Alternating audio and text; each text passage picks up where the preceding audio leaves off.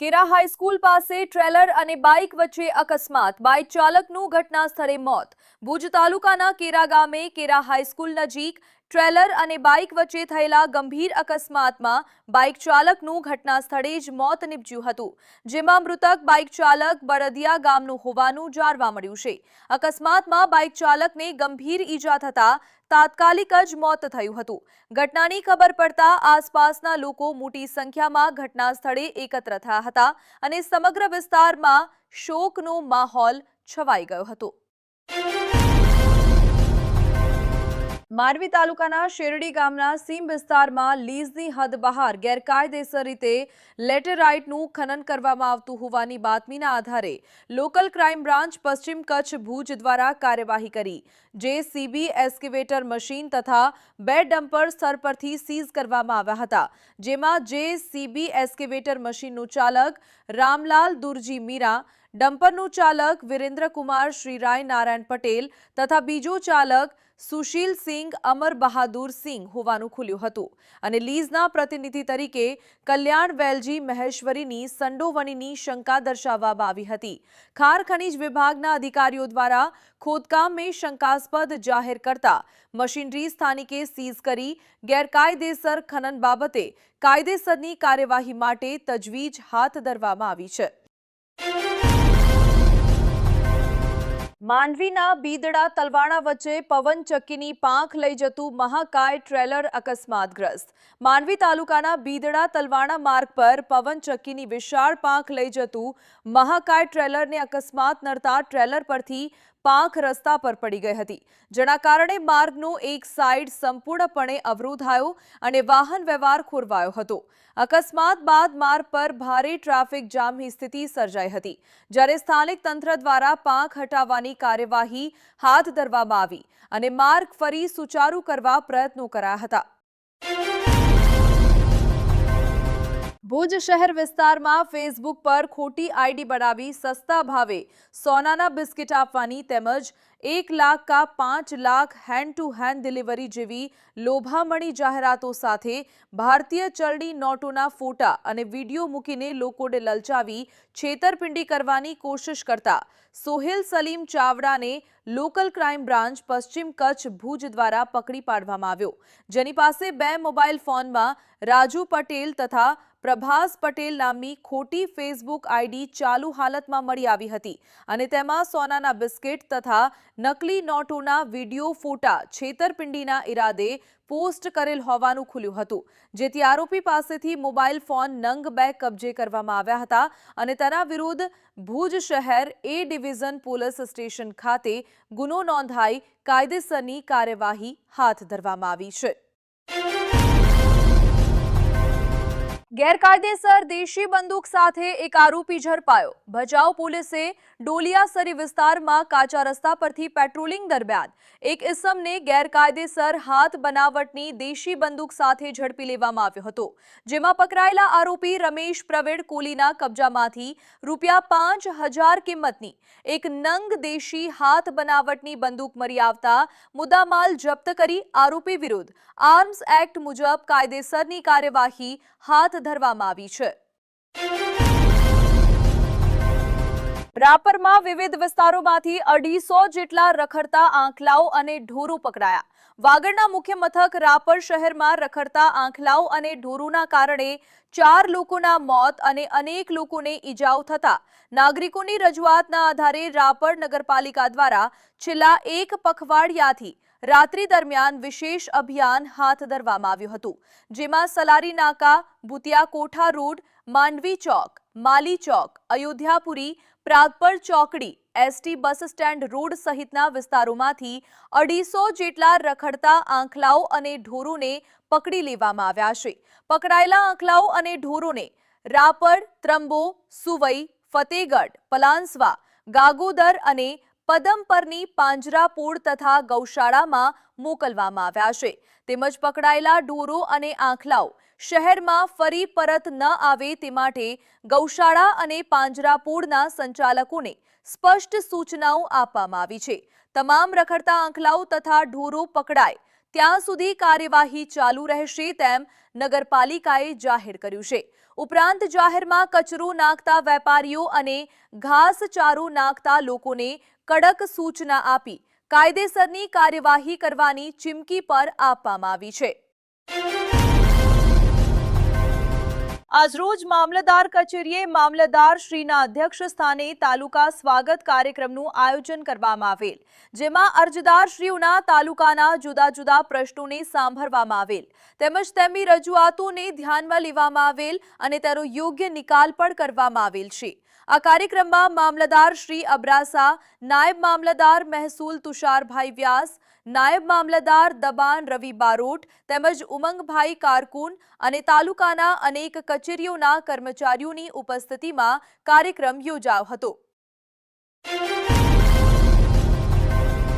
ક્રાંતિગુરુ શ્યામજી કૃષ્ણ વર્મા કચ્છ યુનિવર્સિટીના રસાયણશાસ્ત્ર વિભાગ ખાતે ચાલી રહેલા નેશનલ લેવલ વર્કશોપના ત્રીજા દિવસે અદ્યતન એનાલિટિકલ ઇન્સ્ટ્રુમેન્ટ્સ વિષયક સત્રોમાં વિદ્યાર્થીઓ અને સંશોધકોને આધુનિક વિશ્લેષણાત્મક તકનીકોની સૈદ્ધાંતિક તેમજ પ્રાયોગિક સમજ આપવામાં આવી હતી, જેમાં એઝિલેન્ટ ટેકનોલોજી કંપનીનો પરિચય આપી તેની વૈશ્વિક સ્તરે એનાલિટિકલ ઇન્સ્ટ્રુમેન્ટેશન ક્ષેત્રમાં ભૂમિકા, ફાર્માસ્યુટિકલ્સ, ફૂડ સેફ્ટી, પર્યાવરણ વિજ્ઞાન, ડાયગ્નોસ્ટિક્સ અને શૈક્ષણિક ક્ષેત્રમાં તેના યોગદાન વિશે માહિતી આપવામાં આવી હતી. સાથે સાથે 1999 થી અત્યાર સુધીમાં 3 લાખથી વધુ ગ્રાહકોને સેવાઓ અને નાણાકીય વર્ષ 2025માં $6.95 અબજ ટર્નઓવર વિશે માહિતી આપવામાં આવી હતી.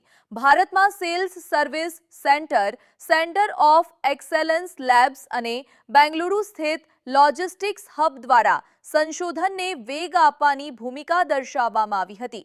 ત્યારબાદ લિક્વિડ ક્રોમેટોગ્રાફી વિષય પર તેના ઔદ્યોગિક અને મટીરિયલ સાયન્સમાં ઉપયોગો, એટોમિક અને રામન સ્પેક્ટ્રોસ્કોપી દ્વારા ફિલ્ડ તથા લેબ એપ્લિકેશન્સ તેમજ GCMSના ફંડામેન્ટલ્સ અને વિવિધ ઉપયોગોની વિસ્તૃત માહિતી આપવામાં આવી હતી અને સાંજના સત્રમાં રામન સ્પેક્ટ્રોસ્કોપીનું લાઈવ ડેમોન્સ્ટ્રેશન યોજાઈ વિદ્યાર્થીઓને સાધનોને નજીકથી જોવાની અને પ્રાયોગિક સમજ મેળવવાની તક મળી હતી, જેના કારણે વિદ્યાર્થીઓમાં અદ્યતન સાધનો પ્રત્યેની સમજમાં વધારો થઈ ઉદ્યોગ અને સંશોધન ક્ષેત્ર માટે નવી દ્રષ્ટિ વિકસિત થઈ હતી.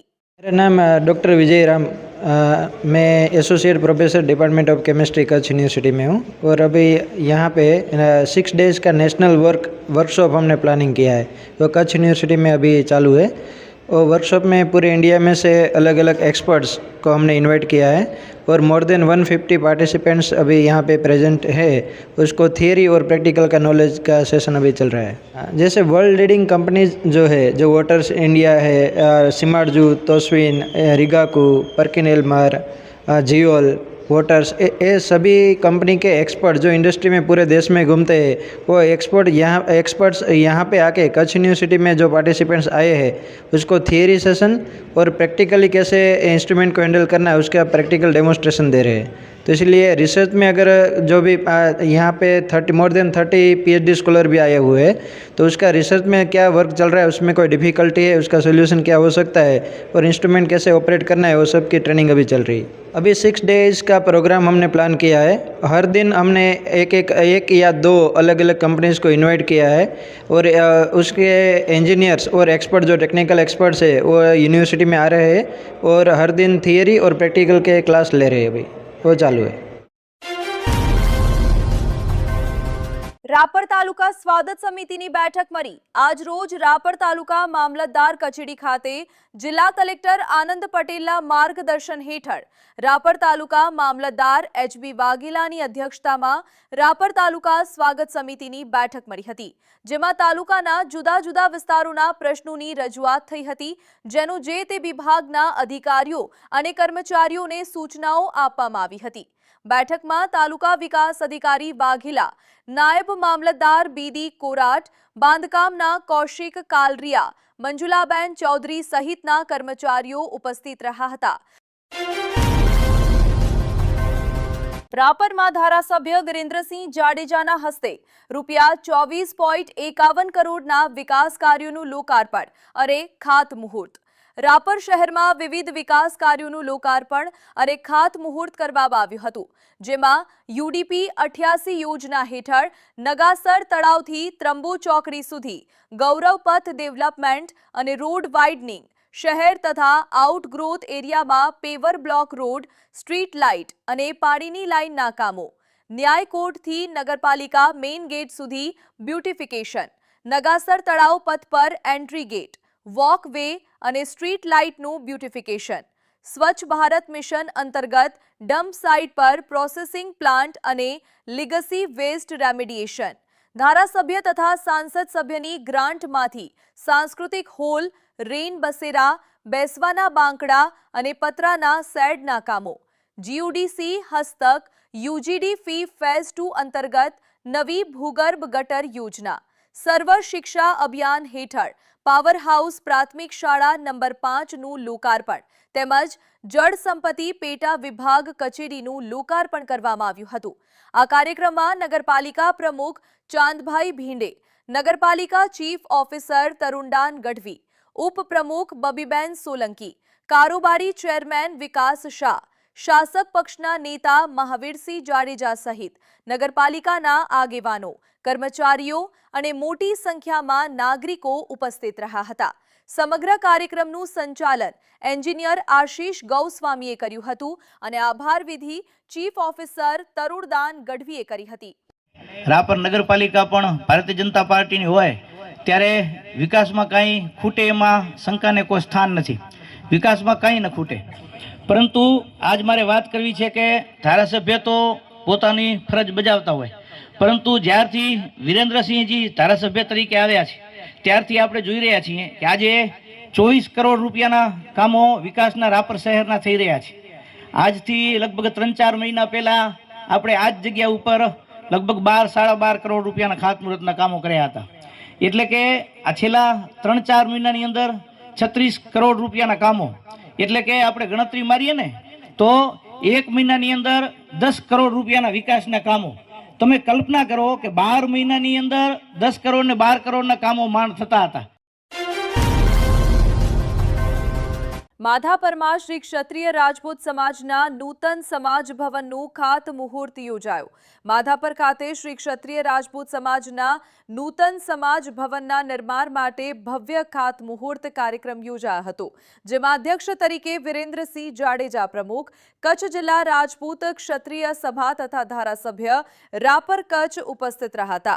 જ્યારે માર્ગદર્શક તરીકે દિલાવરસિંહ બી જાડેજા પ્રમુખ, મુન્દ્રા તાલુકા રાજપૂત ક્ષત્રિય સભાની વિશેષ હાજરી રહી હતી. આ પ્રસંગે કચ્છ જિલ્લાના દસઈ તાલુકાના સમાજના આગેવાનો, પ્રતિષ્ઠિત વ્યક્તિઓ તથા મોટી સંખ્યામાં સમાજ બાંધવો જોડાયા હતા. નૂતન સમાજ ભવન સમાજની એકતા, સંગઠન અને સામાજિક પ્રવૃત્તિઓને વધુ મજબૂત બનાવશે તેવી આશા વ્યક્ત કરવામાં આવી હતી અને સમગ્ર કાર્યક્રમ ઉત્સાહભેર સંપન્ન થયો હતો. સમાજે દરેક ક્ષેત્રે પ્રગતિ કરી છે. લગભગ તાલુકાઓમાં સમાજવાણીનું આખું ઇન્ફ્રાસ્ટ્રક્ચર બની ગયું છે. ત્યારે હવે જે કરવાનું કામ છે એની જો બે વાત કરીને મારી વાત પૂરી કરીશ. હવે તમામ સંકુલોનો જે મેં માધાપર માટે વાત કરી એમ આપણી તમામ 10 તાલુકાના સંકુલોનો ઉપયોગ દર મહિને ત્યાં સ્થાનિક સમાજના આગેવાનો દર મહિને એક મીટિંગ બોલાવે, સમાજની વધારે સંગઠનાત્મક શક્તિ કેમ વધે, સમાજના દીકરા દીકરીઓને કેમ વધારે મદદરૂપ થઈ શકી, એને પ્રોત્સાહન કેમ આપી શકાય, એના માટે એને યોગ્ય પ્લેટફોર્મ કેમ પૂરું પાડી શકાય, એના માટેની ચિંતાઓ થાય. મારું નામ જગદીશસિંહ જાડેજા, માધાપર રાજપૂત ક્ષત્રિય સમાજ પ્રમુખ. આજ રોજ તારીખ 18ના રોજ અને કચ્છ જિલ્લાના 10 તાલુકાના રાજકીય સામાજિક આગેવાન અને અમારા કચ્છ રાજપૂત ક્ષત્રિય સમાજના પ્રમુખ અને સમાજ રત્ન અને રાપર વિધાનસભાના ધારાસભ્ય આપણા વિરેન્દ્રસિંહ બાપુની અધ્યક્ષતાને અને અમારા માધાપરના એવા અમારા કચ્છ જિલ્લા માજી એસોસિએશનના પ્રમુખ દિલાવર સાહેબની અનિવાર્ય હેઠળ અમે આ કાર્ય માધાપરની અંદર કમસે કમ હાલમાં 600 થી ઉપર પરિવારો અહીંયા રહે છે. કે માધાપર એક કચ્છ જિલ્લાનું સેન્ટર છે, ત્યાં એજ્યુકેશન અને ધંધા રોજગારે કચ્છમાંથી વિવિધ જગ્યાએ અહીંયા સ્થાયી થતા હોય છે.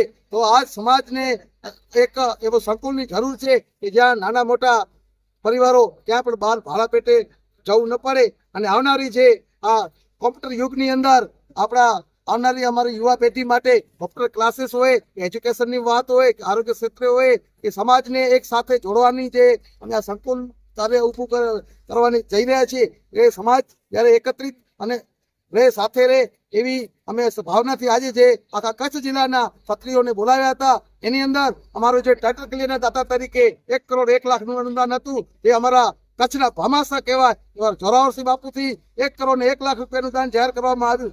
જે 51 લાખ રૂપિયાનું ડોનેશન જે અમે હોલના દાતા તરીકે નક્કી કર્યું હતું એ અમારા માધાપરના જે ભામાસા કહેવાય પૂર્વ રાજપૂત સમાજના પ્રમુખ પ્લાસી ગોવિંદ બાપુથી જાહેર કરવામાં આવ્યું. જ્યારે 11 લાખ રૂપિયા ભોજનાલયના દાતાનું હતું એ અમારા માધાપરના જેને ભામાસા કહીએ એવા હિતેન્દ્રસિંહ વાઘેલા બાપુએ જાહેર કર્યું. અને કમસે કમ અમારા 5 થી 6 રૂમના દાતા જે અમે સુપર બિલ્ડર 6 લાખ રૂપિયા નક્કી કર્યું હતું એવા 5 થી 6 રૂમના દાતા પણ અમને મળી ગયા છે. અને જે બીજું અમે ધીરે ધીરે આજથી 2.5 મહિના પહેલા દાન ભેગું કરવાનું જે કોશિશ કરી એની અંદર અમારા પાસે 51 લાખ રૂપિયાનું દાન આવેલું છે. જે અમારો 3.5 કરોડનો ટાર્ગેટ છે એની અંદર 88/34 નો હોલ, ઉપર 14 રૂમ, એની બાજુમાં 18 રૂમ, એની બાજુમાં કાર્યાલય, બાજુમાં લાઇબ્રેરી રૂમ, કોમ્પ્યુટર રૂમ, ભોજનાલય અને શૌચાલય અને રાજવાડી ગેટ એવું અમારું જે કામ છે એ આગળ ટૂંક સમયની અંદર અમે ચાલુ કરશું. જે અમારે દાનની જરૂરત હતું આજે સમાજ અમારા માધાપુર ક્ષત્રિય સમાજ ઉપર ખૂબ એમણે દાનનો વરસાદ કર્યો છે અને અમારો ટાર્ગેટ હતો એ ટાર્ગેટ પૂરો કર્યો એટલે હું આખા કચ્છ જિલ્લાનો ક્ષત્રિય સમાજનો ખૂબ ખૂબ આભાર વ્યક્ત કરું છું. જય હિન્દ, જય ભારત.